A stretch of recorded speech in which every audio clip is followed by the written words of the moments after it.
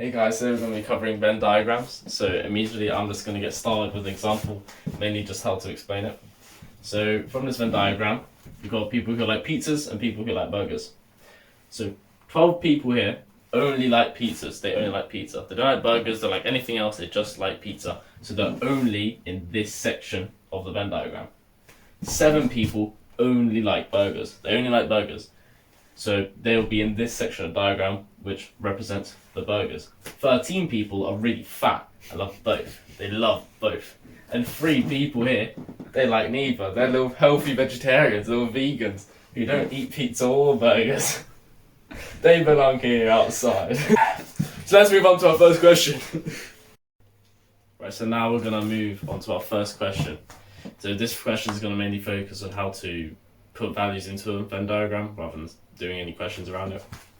So, as you can see here, we have this symbol called the universal set. This pretty much represents everything that's in a Venn diagram. Everything that's in the Venn diagram. So, it's usually up here as well, mainly because if there's no values that satisfy the conditions of A and B, they'll just be put outside A and B, if that makes sense. So in this massive square. So we need to look at the universal set. We also need to look at the rules that govern what goes into the Venn diagrams.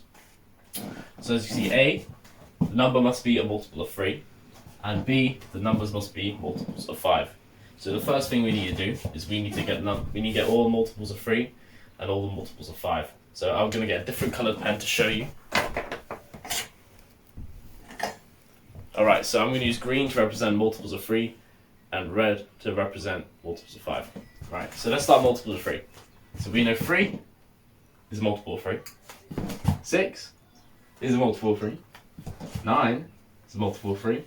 So is 12, and so is 15. So we've got 3, 6, 9, 12, 15 as a multiples of 3. Let's look at multiples of 5. So you'll see 5 is a multiple of 5, 10 is a multiple of 5, and 15 is a multiple of 5. So now we have all our numbers. All we have to really do is put them in the Venn diagram. So let's just get started with that. Let's put all our multiples of 3 first. So since A is a multiple of 3, so we've got 3, we've got 6, we've got 9, we've got 12, then we've got 15. 15 is a bit special because it's also a multiple of 5, because if you put 5 times 3 is 15. So where do we put that? Well, we put it in the middle because it satisfies both rules. So we put 15 right there. It's a shared value. Right, so I'm going to cross them out so we don't really put them again. Don't make a mistake. So now we're going to look at multiples of 5. So obviously first one's 5, we're going to be put in here. Then we've got 10. And then we've got 15, which we already put in, so you don't have to worry about that. As for the rest of the values, well, like I said earlier, if they don't fit the rules of the Venn diagram, we're just going to put them outside into the universal set.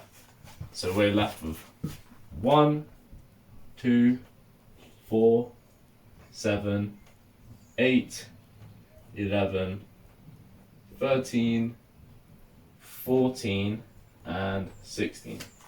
And that is how you fill out a Venn diagram.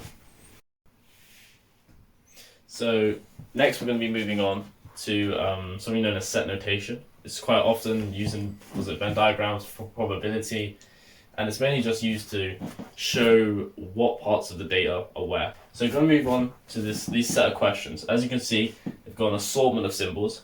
You've got a little U here, got a little N here, a little dash there. So I'm going to put them on the screen. So these symbols have different functions. So for example, U is meant to represent OR. So it's either C, anything either C or D and D, and C and D, that makes sense. In maths, OR is also known as AND, kind of. AND is always included in OR. It's a bit complicated, but you just have to do a lot of practice questions, and I think it's a bit easier to understand.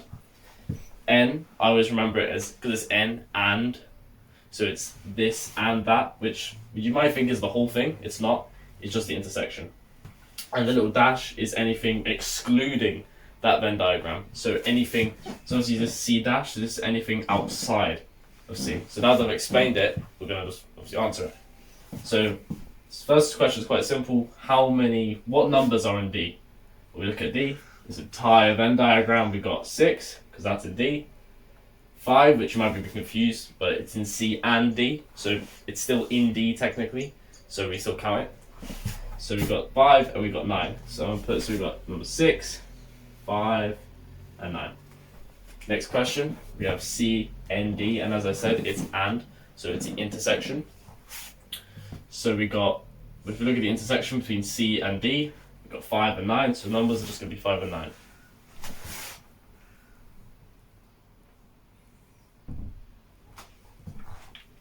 And then we've got C, U, D, and like I said, this is or. So this pretty much includes the entire Venn diagram. So this is C and D and the intersection. So this would be 1, this would be 1, 4, 5, 9, 6. However, this does not include the universal set because obviously they're not in the Venn. And finally we got C. And the little dash, as I said earlier, means anything outside of C. That includes outside the intersection because the intersection is still technically part of C. So we got anything outside of C. So it's not 5 and not 9. It's not 5, not 9, nothing in intersection. So it's only going to be 6, 11, and 7. So we've got 6, 11, and 7. And that is set notation. So now we're going to move on to question 3. Our final question for today. So first we're going to look at statements we have. So first of all, there are 80 students in year 11. We're going to assume that entire Venn diagram is just all of year 11. So our max amount of students we can have in the total Venn diagram are 80. This is important because if you want to check that a Venn diagram has the right amount of values, you can always add them together. If it equals 80, fantastic. If it doesn't, you've done something very wrong. So we're going to look at our first statement. 9 study French and German. Keyword and, that means it's an intersection because they study German and they study French. Let's put it in there.